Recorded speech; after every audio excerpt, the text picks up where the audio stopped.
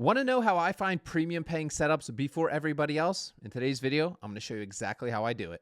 Yo, what is going on, premium chasers? I hope you are having a God-blessed day. I have a very special giveaway to every single person that comments down below. You're going to get this ebook that I'm going to be sharing with you guys today in today's video as a downloadable format so you can print it out, save it for yourself, edit it however you want it. So just drop a comment and I'll personally reply to you with that ebook link. But guys, today I'm going to be showing you how I build my watch list, how I stay ahead of the market, right? And able to find setups and not from my own convictions and not from random YouTubers, right? Believe it or not. So today's video, it might be boring for you, but listen, I challenge with you.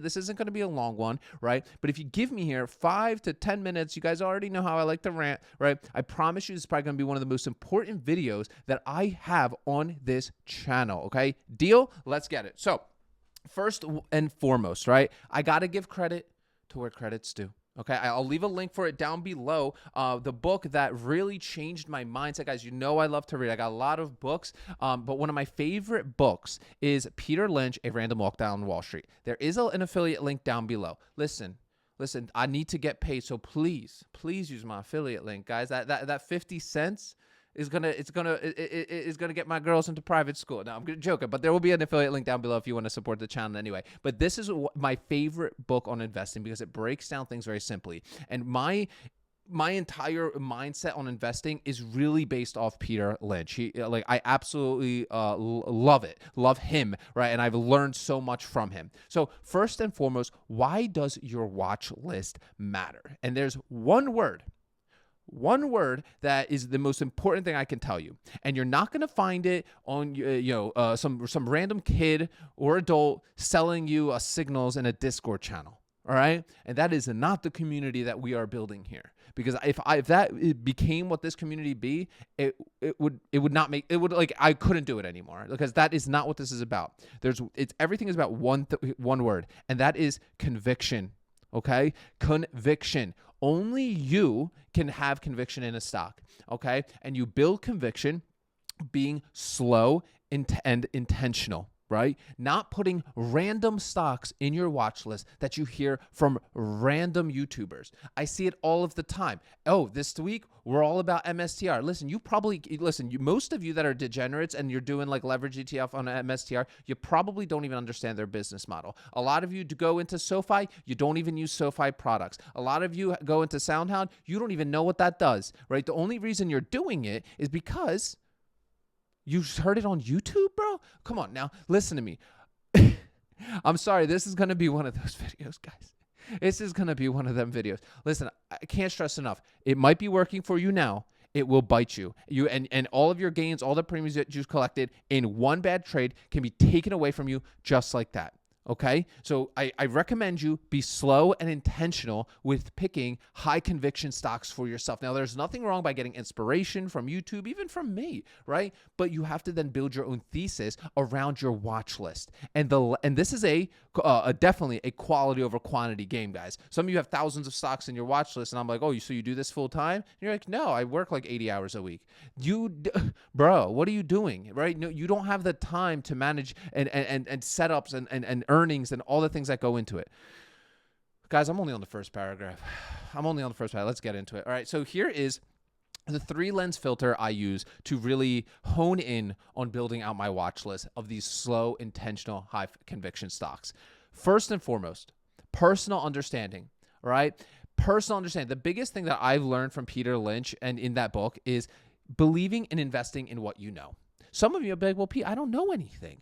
Yes, you do. Yes, you damn do, right? Yes, you do, right? So ask yourself these questions, right? Do I use this product or service? Listen, it bothers me, and it shouldn't, that, like, for example, SoFi is one of my favorite stocks. My entire family is now using SoFi. Everything is SoFi, right? And some of you are out there investing in SoFi and trading SoFi, but you don't even use it. So is that a high conviction stock?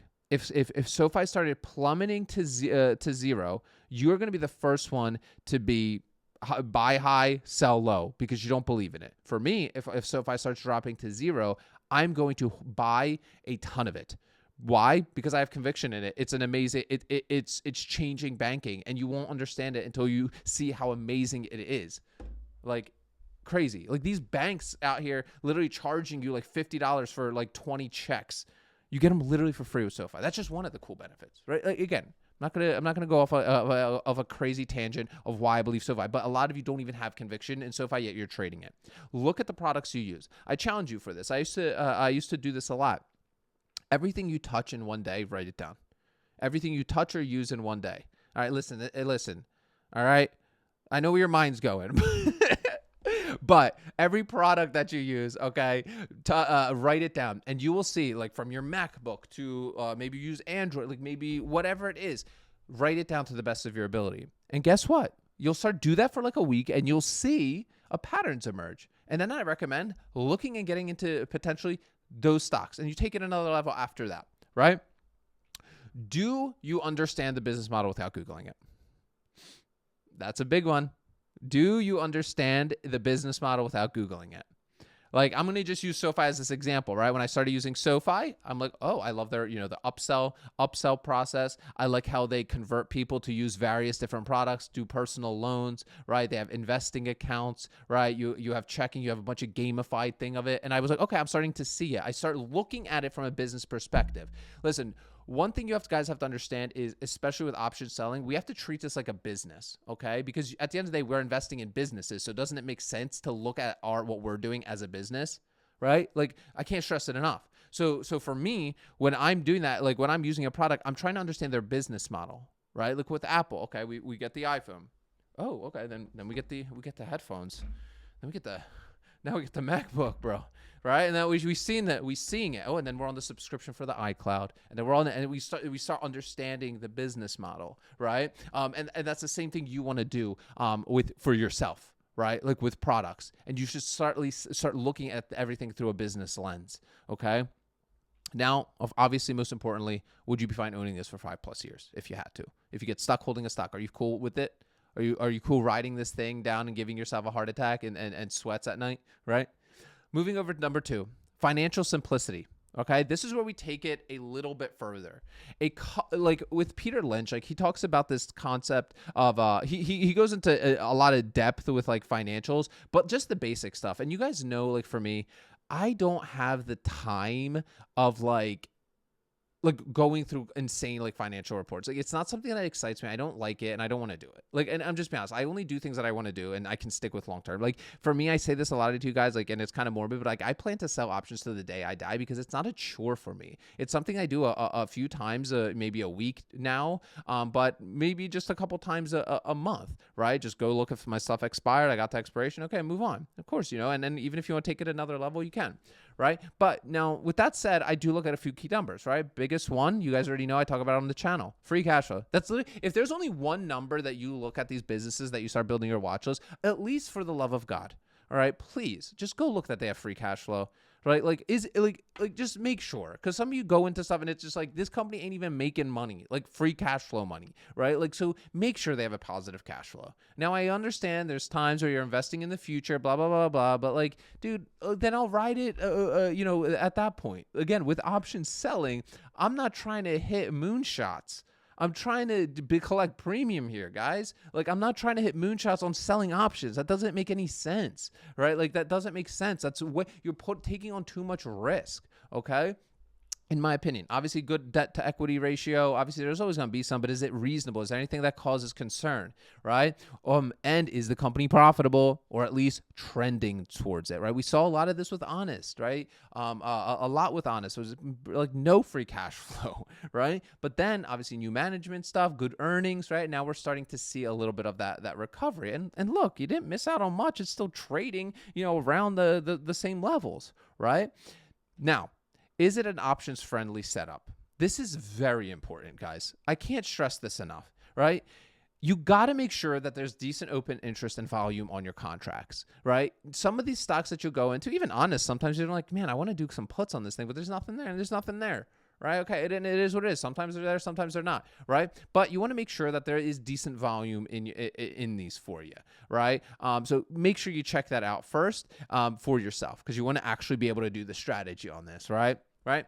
Can we collect right? Or can I collect about a 1 to 2% premium? Now, everyone's going to have different kinds of goals on what kind of ROI. And obviously, this is not financial advice, no guarantees. Yeah, I don't have my not financial advice shirt on right now, but you guys already know we are all have different goals. Some of you are going to be degenerates and you're going to go after 8% premium. And sure, keep doing that for yourself. You're going to get burned one time. And, then you're going to say this stuff doesn't work because you had no emotional control over yourself. And that's fine, right? Some of you are going to fizzle off like that. But I challenge a lot of you that are be level-headed. Like, you be a logical human, okay? Like, be logical. I hear a lot of you guys talk to different, I know, like, YouTubers, especially those of you that come and join us inside our incubator, and you have conversations with these people, and they tell you can make 20% a month. They tell you can make 50%, 60% a year. Guys, I can't, what can I say to you for you to realize that you're, like that's not real? Like, that, right? If somebody was that good at trading, they wouldn't be on YouTube. They would literally be Bradley Cooper and Limitless, all right, being hired by the top high-frequency trading companies in the world, okay? Cannot stress it enough. So what do we do instead? Here, we're all about being reasonable. And if this is your first time tuning in, that's what we talk about here. We're reasonable, right? We have set reasonable expectations, right? I like to shoot between 1-2%. Why only 1-2%, Pete? Right? That's not degenerate enough for me. Well, again, you're going to get bit one day. For me, I'm doing this on boring stocks that I have high conviction in. So even if I'm stuck holding them, I'm happy, right? And for me, this is more of a premium income play. This isn't a play where I'm trying to do moonshots. I don't need to do moonshots. And I challenge you to think, why do you have to do moonshots? Some of you I talk to, you have like close to 7-figure portfolios, and then you're still doing stupid things. Like, what? Like, listen, when you're hit a 6-figure portfolio, I mean, that's relative. If that's a lot for you, or it's not a lot for you, right? But if you hit a 6-figure, you need to shift your mindset to capital preservation and more of an income strategy, not trying to do moonshots where you're putting your capital at massive risk. Those kind of premiums don't come for free, right? You're basically selling insurance. All right, and then obviously our spread's tight enough to exit without drama, right? Because some of you don't even watch your spreads on your contracts and you're just doing like a market fill and you're getting screwed, right? So how do I break this all down? Well, I break things down into kind of different kinds of categories, right? Because I don't like to always be boring, guys, but that's the way it is. So for example, some of my core conviction stocks are like Apple, SoFi, J&J, Arista, Palo Alto Network, stuff like that, right? That you guys know I like. I love doing cash secured puts, cover calls on them. I hit my targets on a monthly basis, rinse and repeat, baby, and I'm done, right? I'm done. I move on with my life. Now, we do go into some of the stuff that's more like weekly income plays, and that could be like the QQQ and the SPY stuff, right? These are sole purpose of, right? If I get stuck holding SPY or QQQ, I'm fine with it. Not a problem, right? I still, for the most part, should be able to do my covered calls, eventually exiting those, right? Then I look at the speculative stuff and high volatility stuff, okay? These are where I get to have a little bit more fun than normal, right? They're a smaller cap stuff, right? Maybe I'll do some fun plays during earnings or some events and stuff, but I don't list these at the top. These are when I'm like bored and I just want to do something degenerate to scratch that itch, right? But most of the time, I'm literally living here. I don't do much of this stuff like that much, right? Occasionally I will. Very rarely. Cannot stress it enough. And a lot of you guys inside our incubator program, you're like, yeah, like we get it. Like, you guys know, right? But I can't stress it enough, right? This stuff, you shouldn't be, in my opinion, do what you want. I never will be somebody to tell you what kind of place to do. But some of you got this backwards. Some of you are here, and then you don't have anything here. And I think that's a problem. I think you would agree, right? Like, you're living here, the most volatile place with the most risk, right? And you're missing out on like the actual point of selling options, which is right there, right? Now, I kind of like to do things every single morning. Now, you by no means have to do like a watch list maintenance every single morning like I do. I'm able to do it, but you don't need to. You could do this like every single Sunday. Kind of like the way I like to do my watch list is I'll scan all my core names for technical setups, right? How the Bollinger Band's looking, where the 200 and 300 day moving averages, RSI, all that good stuff, right? I check my IV ranks to see if I could spot any potential high premiums.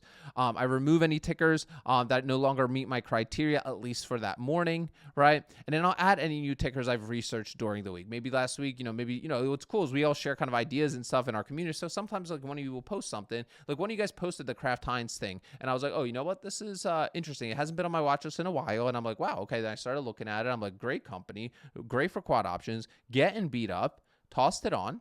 Right. And now I have something that I can load up on cash secured puts on. Right. And that's why, you can get tips, but then you got to go do your own research on it. Right.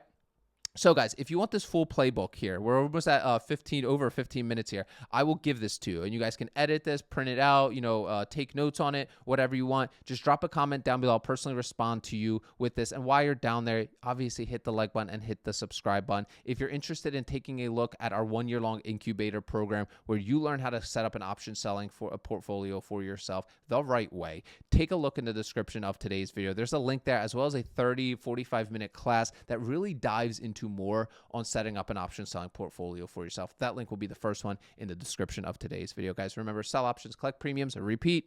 I will see y'all tomorrow.